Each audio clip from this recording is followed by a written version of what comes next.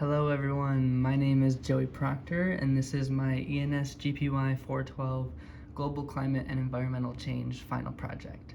So without further ado, let's get into preserving the water resources within the Pacific Northwest. So as most of you already know, the Pacific Northwest is a region located along the western coast of the United States and Canada, and it has somewhat of a unique ecosystem as it's often described as the rainforest of North America. Because of its vast amount of rainfall that it gets, around 7 feet per year, this is why it is so important to look at the impacts of climate change, not only through economic scales or say in terms of forest cover or wildlife diversity, but also in terms of what it's doing to the hydrosphere, because the hydrosphere plays such an important role in the entire ecological makeup of the Pacific Northwest. And so this assessment aims to identify those main effects of climate change and what kind of effect they will have on the water resources of the Pacific Northwest. And we will do these by using data that's collected through analytical tools and programs such as the IPCC Interactive Atlas. And we will also be in contact with experts and getting their feedback to be able to better deal with these incoming effects that we will see in terms of climate change in the future. So for a short introduction, the study area that we are choosing needs to be narrowed down because if we were to choose the entire Pacific Northwest, we'd be covering an area of around 655,000 square kilometers, which covers nearly 5 states and Canada. So obviously this area needs to be narrowed down, and to do that we will narrow down to looking at the eastern part of the Columbia River Basin as well as the coastal waters along both the states of Washington and Oregon. So as you can see in the picture to the right here, that is the coastline of Washington and Oregon.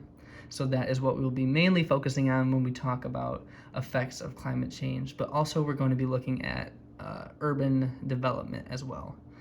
So there are multiple objectives for this project. The first being to determine the overall impacts of climate change.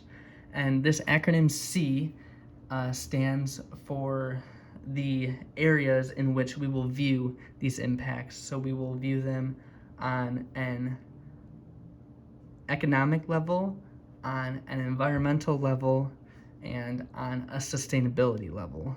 So all three of these will be different sectors where we look and apply specific data and resource solutions in terms of what is needed for the area.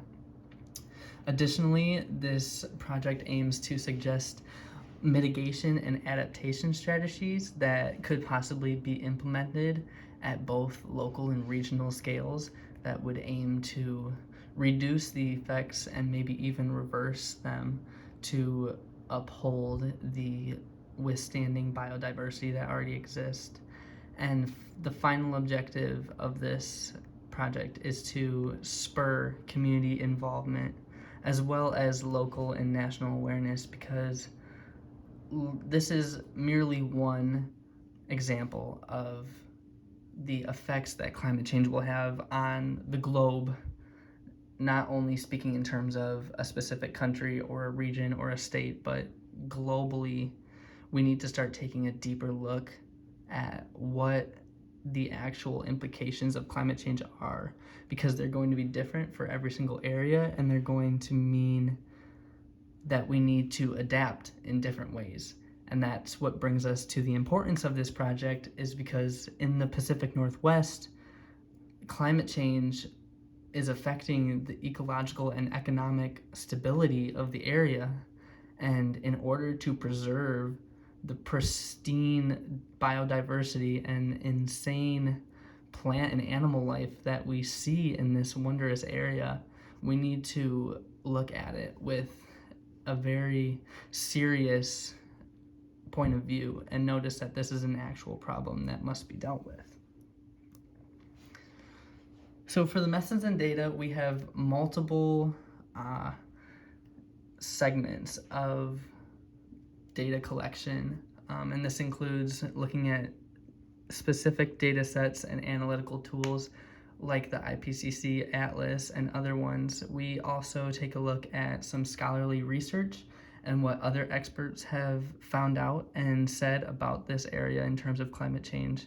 And we also are going to look at some national expert insight as we have reached out to them and gotten feedback, which also helps in developing our argument as to why we must take a serious look at what needs to be done about the climate change in this area.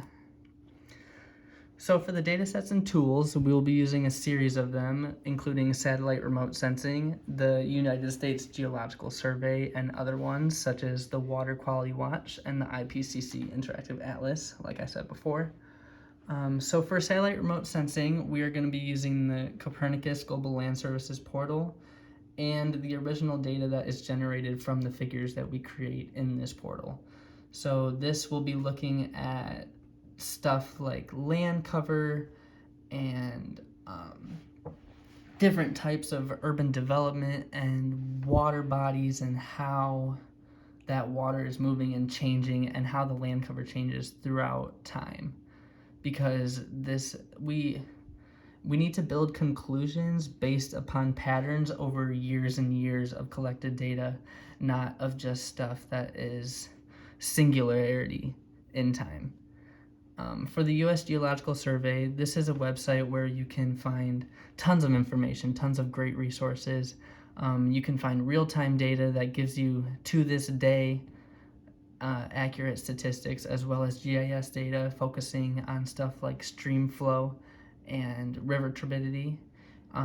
We can look at topographic maps that show the elevation of the region, because there are some mountain ranges and different low-lying areas that play a part in the ecological makeup of the Pacific Northwest. And we also have access to coastal and ecosystem data sets like CIMP5 and CIMP6 that we will use to generate data and figures that help build the case as to why we must take climate change in this area seriously. So for the scholarly research, we looked at multiple articles that focus on a variety of different things, but they all pertain to water in some sort of area. So the first one we looked at is the potential climate change impacts on mountain watersheds in the Pacific Northwest. And here they used regional climate models that were driven by one main global climate model to simulate climate change scenarios for the Pacific Northwest.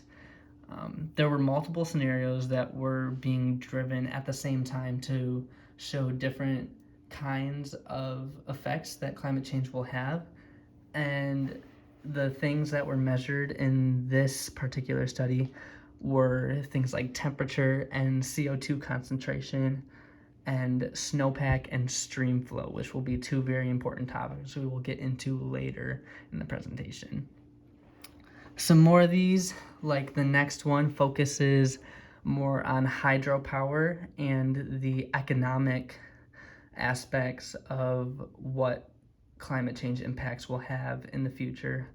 And here they conduct different assessments to evaluate the uncertainties of the Pacific Northwest hydropower generation in the future. And this is due to the snowpack and stream flow, because as winter stream flow becomes incredibly high due to not as much snowpack, the stream flow actually overpowers the generating stations, and at this point the generators are not lacking energy because of a demand or a supply issue. However, because of this high stream flow in the summer, what happens with this high stream flow in the winter is that when summer rolls around, the stream flow is actually lower than what it would normally be. And this is when it creates a problem for the hydropower stations, because this low stream flow means that they will see decreases in their energy output.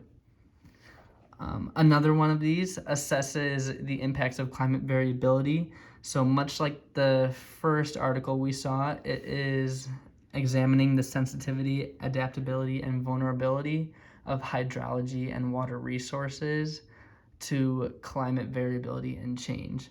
But this one is focused more on our study area in the Columbia River Basin, because this river basin is especially susceptible to changes in hydrology because of its geographical location.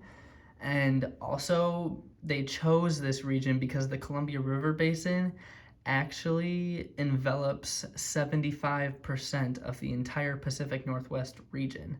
And this is also why we are not focusing on the entire Columbia River Basin, just the eastern part of it, because it is so large. To continue, we have a few more scholarly resources. The first one is a review of scenario selection and downscaling methods for the assessment of climate change impacts. So here they use downscaling methods to produce a regional data set from global climate model scenarios. And this is actually really important because it takes these global climate models and data and scenarios, and it sort of magnifies them into a regional area so that in turn they can showcase the differences between these regional and global models, and we can more specifically tell what patterns in terms of climate change impacts are happening more specifically to the Pacific Northwest. And finally, we have the effects of projected climate change on energy supply and demand. And this one was incredibly interesting because it also focused on hydropower, but it actually went a little further in what it assessed in terms of energy demand. So here, unlike the first hydropower one we saw, it actually took into account the interaction that rising temperatures would have on hydropower production as well as cooling and heating energy demands. So obviously, as temperatures rise throughout the globe, people are going to be more susceptible to heat, and they're going to want to cool themselves and use their AC units and etc. And therefore, the energy demand for cooling systems throughout the region is going to increase, and therefore put more stress on these hydropower stations to produce the needed energy. And this is where climate change can have such great impacts on both economic and environmental aspects of this area, because so many different factors depend on what's happening with the climate at a given time. Next, we have some national expert insight. So first is from Dr. John S. Kimball. He is a professor at the University of Montana and a director of Numerical Terradynamics Simulations Group. He works as a regional environmental monitoring developer. He uses satellite observations to produce precise long-term understanding of driving mechanisms and ecological responses to climate change. Next, we have Dr. Eric Salath. He is an associate professor at the University of Washington. He conducts research on future climate change for agencies that want to plan for it and build comprehensive plans. And he has the goal of helping the region be better planned to deal with the impacts of climate change as they are identified and as we learn more information about them.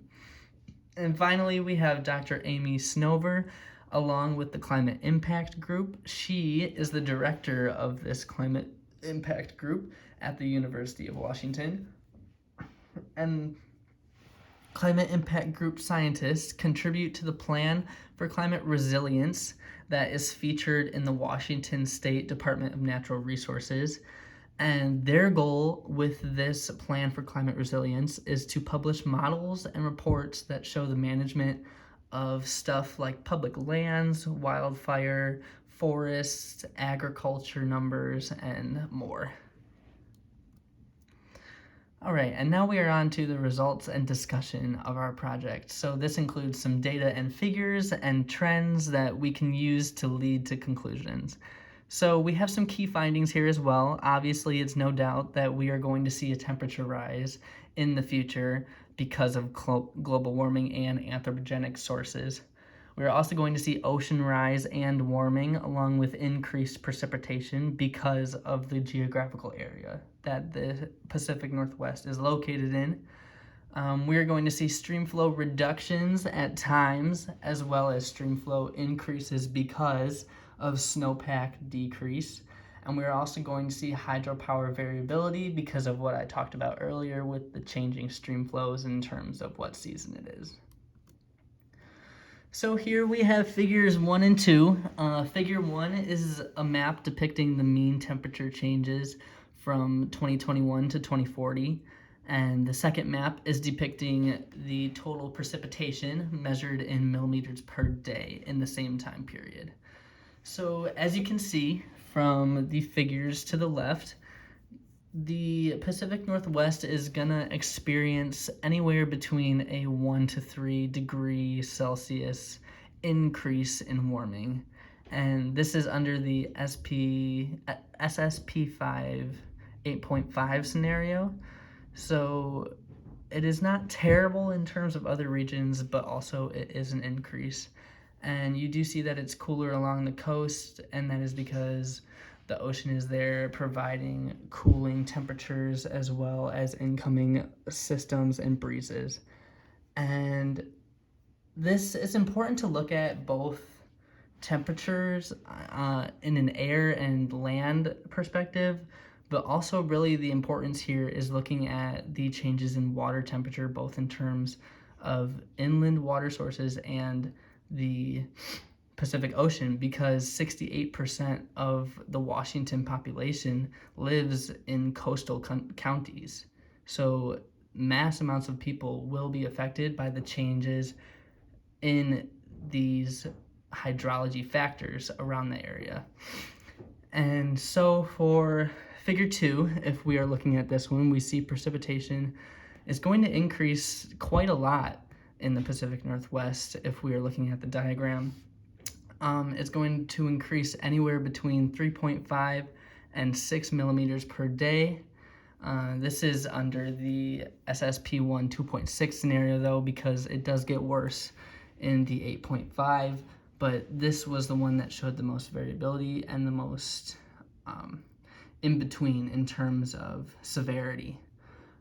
But we do see the highest increase near the northern border, which makes sense because this is where most of the water is located, as well as stuff like the Puget Sound that adds to climate variability.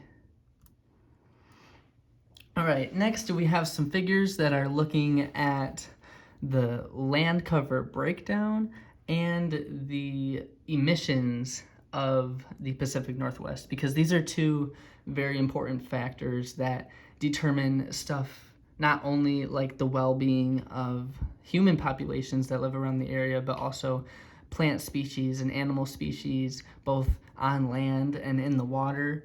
And this can have an effect on fisheries and timber production and a whole list of other stuff. So starting with figure 3, if we look, we see that there are large amounts of built-up area around hotspot cities like Seattle and Tacoma. And mostly throughout the area there is evergreen and deciduous needle trees. This gives the North American rainforest its name because of the vast amount of vegetation that is featured here, as well as the significant precipitation. And we also would like to notice that stormwater runoff will be coming in great numbers from the Rocky Mountains as well as Mount Olympia on the other side of Seattle. And both of these factors will contribute to stuff like stream flow and stormwater runoff, both in urban and rural areas, that will have an effect on the land and climate. And we also see here, because of these mountain ranges, we have a unique strip of herbaceous vegetation running along the inland stretch of the Pacific Ocean, along cities like Seattle and down towards Oregon. And I find this very interesting because if we look to the right at figure 4, this is where we see most of the pollution coming from, is in this long strip of built up areas. So we see an increase of greater than 1 kilogram of CO2 emissions, that is anthropogenic emissions, for most of the area, and the linear shape is due to this urbanization. So now we're going on to some scholarly findings. For the first source, they found a 60% reduction in snowpack in the American River, however, an 18% reduction in the Middle Fork Flathead. So this means that there is some variability in terms of location in determining specific snowpack levels and streamflow levels, but overall there is a reduction, which is of concern. Source 2 explains that we can use simple linear regression models and the efficiency of them to create both top-down impact assessments and bottom-up adaptations, which are really useful in terms of building the climate and adaptation strategies that we see. Other findings that we found is that the largest threat to the Pacific Northwest is to their water resources. High flows are in low summer, or high flows in the winter equal low flows in the summer. And the second biggest threat is that because of these low flows, not enough water resources are being provided to the area, so they are experiencing greater heat waves with more severity, more mortality, and even harsher conditions to survive. And finally, we see that by 2040, hydropower production will be up about 5% in the winter and down 12 to 15% in the summer. And this is a great example of what we see with the annual stream flows and how they can really determine what happens for the rest of the area in terms of climate system and available resources. So as you look to the right with the 3 diagrams, you can see that the heating degree days are way up around the urbanization areas, and the cooling degree days are down near those and more higher in the mountain ranges. All right, and so some expert advice that we have. These were some really great quotes because these experts were asked what they believed were the biggest threats and what they believed were the right moves to take in terms of developing this project. And so I would like to start off with Mr. Kimball, as he says, the negative environmental and economic impacts from increasing climate extreme events are probably the biggest threat to natural ecosystems and human welfare in the PNW. He also says that the PNW was once viewed as largely buffered from the effects of climate change due to the regional proximity to the Pacific Ocean. However, recent environmental trends indicate otherwise, and the region is clearly experiencing more intense floods, heat waves, droughts, and wildfires that are linked to global warming and which are negatively impacting regional ecosystems, human welfare, and the economy. And also, Dr. Salath said, to me, the biggest challenge is maintaining reliable energy supply to the region as we face both the challenge to reduce the use of fossil fuels and the impacts of climate change on hydropower production. So really, most of the experts agree here that because the Pacific Northwest and its geographical region are so tied to the hydrosphere, this is the key component that we must be looking at when we are determining what to do in terms of climate change mitigation. So in conclusion, temperatures in the Pacific Northwest are on the rise. There are severe weather events such as flooding, drought, and wildfire that are increasing in both severity and frequency.